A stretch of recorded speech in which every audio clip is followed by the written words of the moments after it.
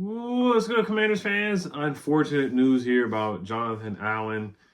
Perennial Pro Bowler Johnathan Allen has torn his pectoral. Actually, let me read the tweet here real quick because there's a lot of people coming out with different stuff. Like Tom Pelissero from NFL Network, if I'm not mistaken, one of those networks. He came out with the tweet first. And let me read his tweet first. I'm going to read John Keim's because John Keim is saying he's done for the season. I believe John Keim. He probably is done for the year. It says Commanders defensive tackle Johnathan Allen feared to have suffered significant pectoral injury that will require season-ending surgery.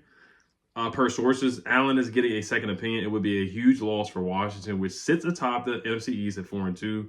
Also, JP Finley tweeted out that he got a text and he was like, "It's bad." Text from a source, "It's bad." So he probably is done for the season. I mean, like I said, I don't want to speak anything into existence until we get the full news. But John Keim tweeted out, he said defensive tackle John Allen tore his left pec and is done for the year. Source confirms. Tom Pelissero's report was optimism last night that it wasn't bad. Got an MRI today and showed the worst possible outcome for Johnathan Allen. So John Allen, everybody wants to trade him, and I don't disagree with you. I know he's been on the Junkies and all this stuff, and I was saying he has more radio interviews or podcast interview, whatever, than sacks or impactful plays. Now, the last 2 weeks, he was starting to make some impactful plays, like the game against Deshaun Watson against the Browns. Everybody was balling. We had 7 sacks, so everybody got a sack. You get a sack, you get a sack, you get a sack. Everybody was getting a sack. Bobby Wagner was involved. Frankie was involved. Duran got in there. Dorrance got 2 sacks, if I believe, against Deshaun Watson. Everybody was getting busy.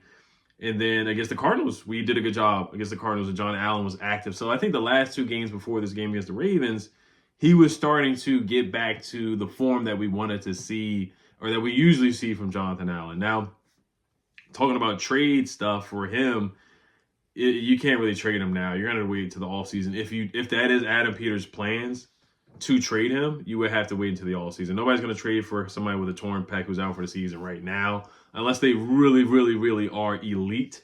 And honestly, the last season and a half or 2 seasons, I guess, John Allen hasn't played at an elite level.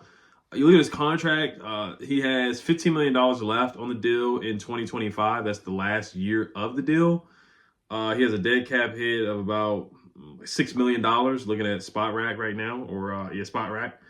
So, I mean, he's a good player, man. He's a good player. You can question whether he's a leader on and off the field. He has that speech and that rant. And he actually didn't have the rant this year because we've been winning games. And Frankie Louvu has kind of stepped up as more that hype guy, that hype motivational leader. But John Allen's a darn good player. I mean, he's a good player. We definitely need him, even though with him, our rush defense has been awful, except for the Browns game, and that's really it.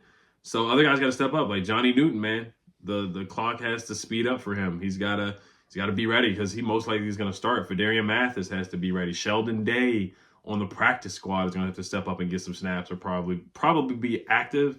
F.A. Obata, who does play defensive tackle and defensive end, he is going to have to step up and play and get a good amount of snaps there. And Deron Payne is going to have to play better and step up too. Now, these are some stats from September 19th. I know that was a couple of games ago. But per PFF, Allen was not having a good game before the Browns and Cardinals game. He was ranked 78th with a 58.2 PFF grade, a 53.1 run defense grade, which was 66th among defensive tackles. And he also had a 58.7 pass rush grade, which was 68th among defensive tackles as well. And he had a 58.2 PFF grade, which was 78th among defensive tackles, which was not good. Now, I know he, like I said, he started to get better over the past couple weeks. That Browns and Cardinals game. The Ravens game, basically non-existent before the injury. He actually got injured on the Derrick Henry 7-yard touchdown run. That is the play that he got injured. So, I mean, he wasn't impactful in that game. The whole defense, so I'm not just going to single him out in that game, but the whole he's going to end the season with a 53.5 PFF grade and 2 sacks on the season, which is solid. 14 tackles, which is tied 7th amongst defensive tackles, and he has 2 sacks, which is tied for 16th in the NFL. So solid numbers. You look at sacks, but you don't judge everything off of just sacking the quarterback. And he did struggle to wrap up Baker Mayfield in that first game. Like, he was getting there, but he just wasn't wrapping up and finishing plays. So John Allen right now, like I said, in the offseason, I do think Adam Peters is definitely going to consider moving him. I think he will. and see what assets he can get. I think at the most right now you can probably get like a 4th round pick. And I know last year people were talking about scenarios of trading him to the Packers and whatnot for maybe even a 2nd and a 4th. But I just don't think you're going to get that now for Johnathan Allen at this point.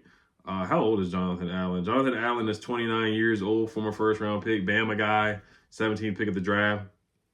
Has had a really, really good career, but like I said, the last year and a half just hasn't really stepped up or hasn't really played to expectations for the most part, honestly. But yeah, this is a loss. It is going to hurt because we definitely could have used him to stop Chuba Hubbard, and I think this would have been a bounce back game for him. I feel like against the Carolina Panthers, against Andy Dalton. Like, you know what we do to Andy Dalton. The last time we saw Andy Dalton.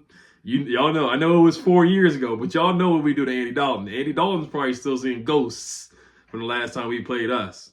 The last time he played us, he's probably still seeing stars and ghosts from when he played us with the Cowboys, when we knocked him out the game and we beat him 41-16 on Thanksgiving. So, yeah, I think we definitely could have used Johnathan Allen for sure for the rest of the season to make this playoff push.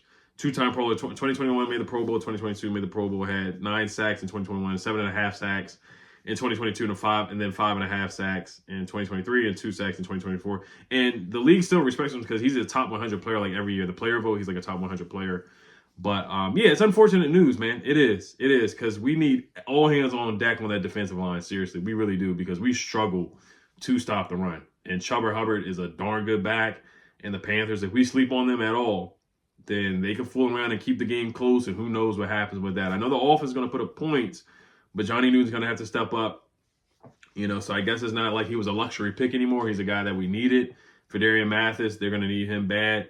So we need our defensive line to step up in the interior for sure. Deron Payne's going to step up and play like a captain. So, but all right, you guys let me know what you guys think about the injury. I know they're getting a second opinion, but John Keim spoke. He said it, and for the most part, he typically is correct for the most part. So, all right, you guys let me know what you guys think. As always, Health Commanders, peace.